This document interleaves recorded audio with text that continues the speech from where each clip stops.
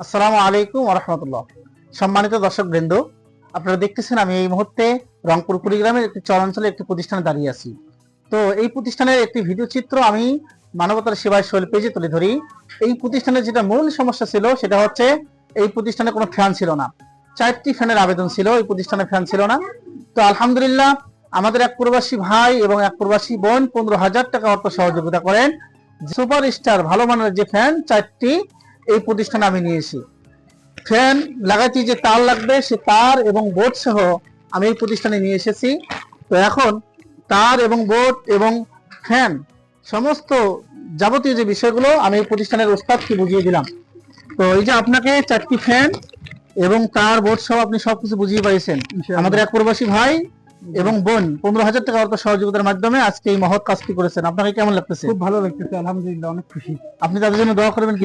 অবশ্যই সকলকে নিয়ে আমার দোয়া করব। জি জি, ইনশাআল্লাহ। পিছনে যারা কোরআনের পাখিরা আছেন তাদের কাছে শুনবো, সকলকে কেমন লাগতেছে? সকলে খুশি হয়েছেন?